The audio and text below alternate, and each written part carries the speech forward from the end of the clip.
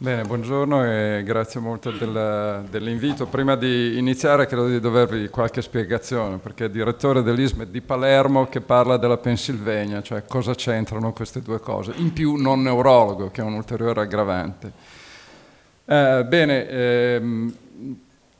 ISMET è un partenariato pubblico-privato, è un ospedale di alta specializzazione che in Sicilia fa trapianti e che è gestito dal Medical Center dell'Università di Pittsburgh.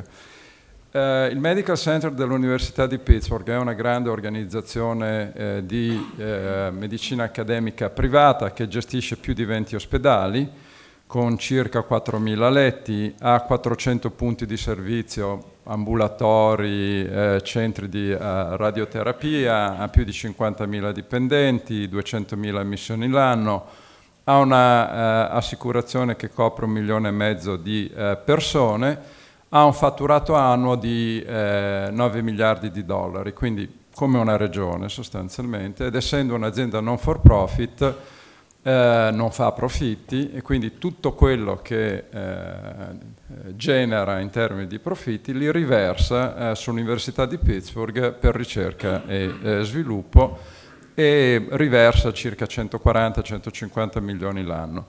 Questa integrazione tra l'Università di Pittsburgh e il Medical Center dell'Università di Pittsburgh ha fatto sì che la facoltà di medicina dell'Università di Pittsburgh, che fino a 15 anni fa era nella 30ª posizione negli Stati Uniti, oggi è al 5º posto e quindi è entrata nelle top 10, è l'unica università americana che ha fatto una progressione così rapida, in base il ranking è basata sui finanziamenti NIH.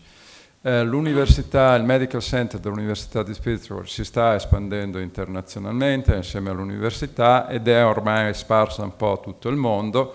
Vedete che siamo anche in Cina e non è un caso che il primo contratto di collaborazione e di fornitura di servizi che abbiamo firmato proprio recentemente con la Cina sia un contratto di telemedicina. Forniremo servizi di telepatologia per un grande laboratorio di Guangzhou che serve 1.000 ospedali, questi sono i numeri cinesi. Ma la prima sede internazionale di UPMC è stata appunto l'Italia e in particolar modo Palermo, dove la regione UPMC hanno fatto questo accordo per portare in Sicilia la chirurgia dei trapianti. Fino alla fine degli anni 90 i pazienti siciliani dovevano migrare per trapianti e terapie di alta specializzazione. Volendo portare in Sicilia questo servizio clinico è stata scelta l'Università di Pittsburgh perché a Pittsburgh i trapianti sono diventati una realtà clinica,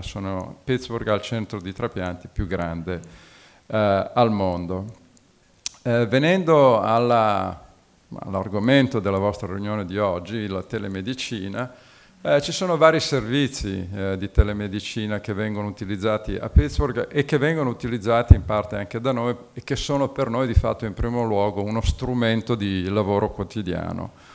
Uno dei programmi più recenti che abbiamo implementato è la teleterapia intensiva. Noi facciamo trapianti in pazienti che vanno da pochi mesi di vita ad adulti, facciamo cardiochirurgia molto complessa, chirurgia oncologica.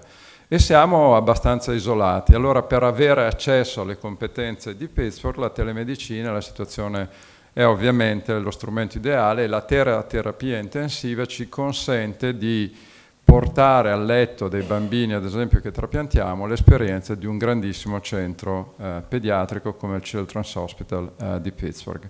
Abbiamo anche un programma di teledermatologia perché i pazienti immunodepressi sono particolarmente esposti all'insorgenza di tumori cutanei, telepatologia, tra l'altro la telepatologia Pittsburgh sta evolvendosi in telepatologia con digitalizzazione delle immagini, cioè stiamo sviluppando dei nuovi prodotti e poi tutti quei servizi di consultazione di second opinion, di cui certamente il telestroke è l'esempio più interessante, quello di cui vi parlerò brevemente oggi, e per il quale ci sono delle evidenze di efficienza ed efficacia clinica già da più di 10 anni. Questo è un lavoro pubblicato su Stroke nel 99. Avete sentito dal precedente relatore la dimensione del problema. Questi sono alcuni studi di impatto economico. Sono studi abbastanza vecchi, ma vedete che già a livello internazionale assorbe la cura dei pazienti con lo stroke dall'1,6 fino al 7% del costo totale della sanità, ed è destinato appunto ad aumentare con l'aumento dell'età delle popolazioni.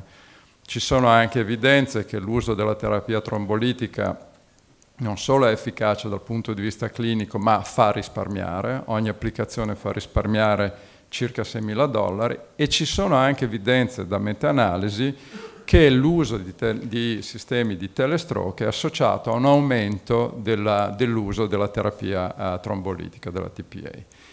Quali sono le barriere all'uso della TPA? Beh, intanto l'avete sentito, solo 2,8% dei pazienti riceve la trombolisi. Negli Stati Uniti più della metà degli ospedali ha meno di 100 letti, e quindi non è organizzata per trattare in maniera efficace questi pazienti. Molti non hanno dei protocolli di trattamento dello stroke, e quindi non hanno mai trattato un paziente con la trombolisi, e non ci sono specialisti in sede. Quello di cui c'è bisogno invece per trattare efficacemente questi pazienti sono una valutazione rapida, un trattamento rapido, l'avete sentito, c'è bisogno di un team che sia disponibile 24 ore su 24 tutto l'anno, e c'è bisogno appunto di creare una rete che integri gli ospedali di comunità, i piccoli ospedali, che metta a disposizione di questi ospedali degli esperti che possono valutare l'indicazione alla TPA ed eventualmente trasferire in maniera rapida per terapie interventistiche. Il sistema tipico che è in atto in molti posti negli Stati Uniti è il legame telefonico tra l'ospedale della comunità e il Primary Stroke Center, con l'avvio della terapia trombolitica anche sulla base di un consulto solo telefonico. Ci sono studi che anche questo è un approccio possibile, e il trasferimento comunque poi al centro primario, al hub. La telemedicina può rendere questo sistema molto più efficiente e iniziare trattamenti corretti già a livello periferico.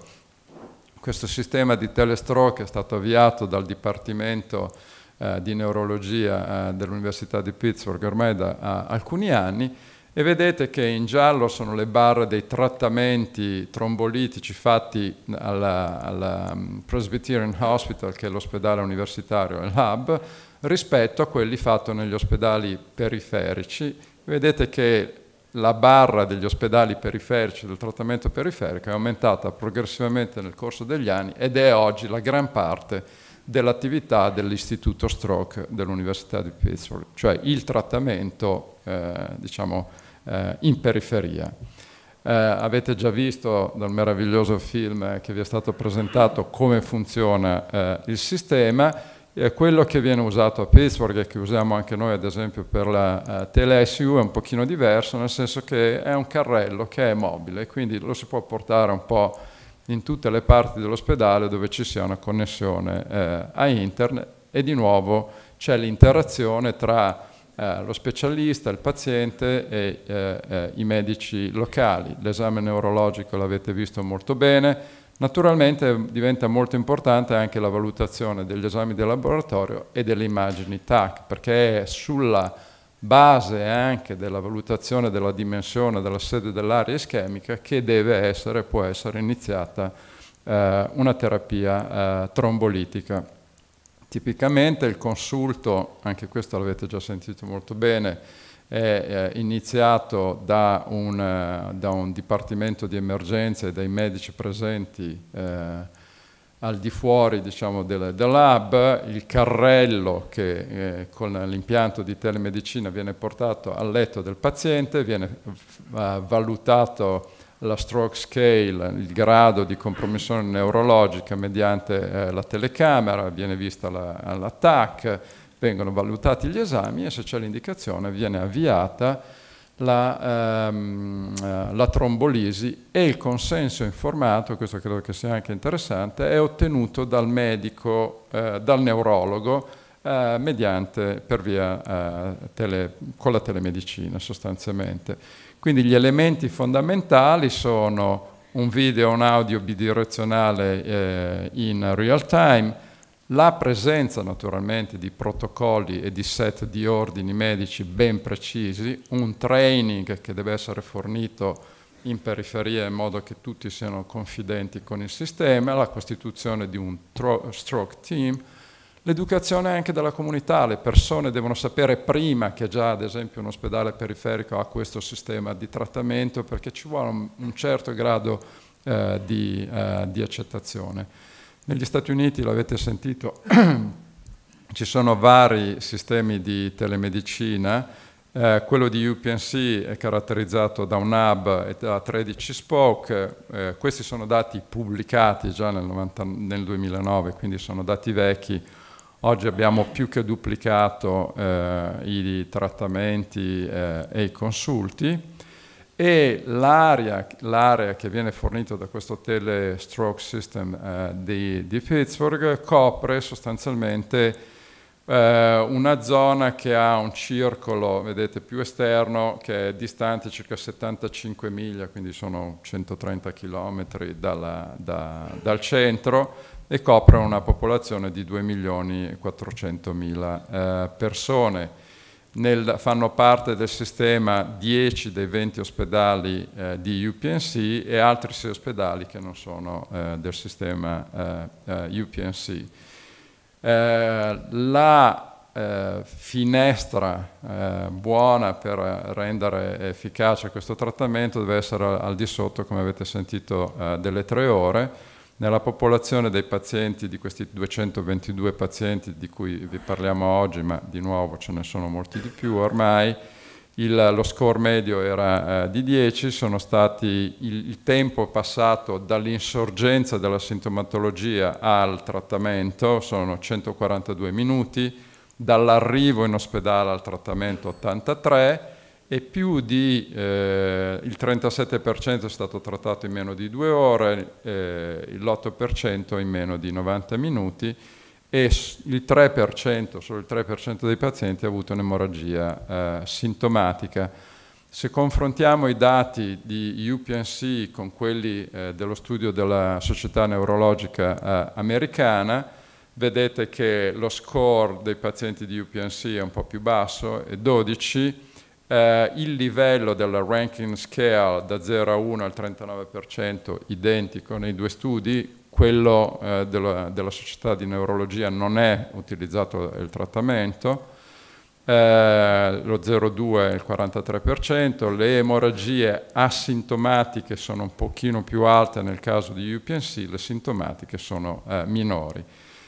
Confrontando i pazienti trattati a Pittsburgh nel centro principale, nel hub, rispetto a quelli trattati con telestroke, con la scala di ranking che va da 0, dove c'è praticamente non compromissione neurologica, a 6 per gradi crescenti di compromissione fino al decesso, vedete che sostanzialmente non ci sono differenze. I risultati in termini di outcome ottenuti in periferia mediante il sistema di telestroke sono altrettanto buoni di quelli ottenuti al centro.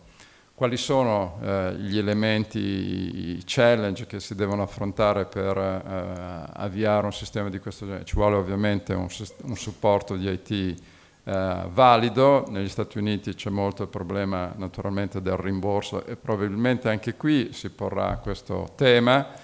Se il paziente deve essere comunque trasferito con il trattamento in corso, anche questo va organizzato in maniera molto efficace. Ci sono problemi anche di responsabilità e di voglio dire, autorizzazione a fare questo. Come regoliamo il fatto che un medico, ad esempio a Pittsburgh, è responsabile del trattamento di un paziente a 100 km di distanza? Chi è responsabile? E ci vuole un'accettazione da parte dei medici e da parte dei pazienti. Quindi in conclusione penso che questo abbia dimostrato molto bene anche in termini di outcome come le difficoltà che devono affrontare i piccoli ospedali nell'ottenere una copertura per il trattamento dei pazienti con stroke possa essere efficacemente affrontato utilizzando la telemedicina, che ricordiamolo è solo uno strumento, ma è uno strumento che può veramente cambiare la faccia della sanità e dovrà cambiare la faccia della sanità nei prossimi anni. Grazie.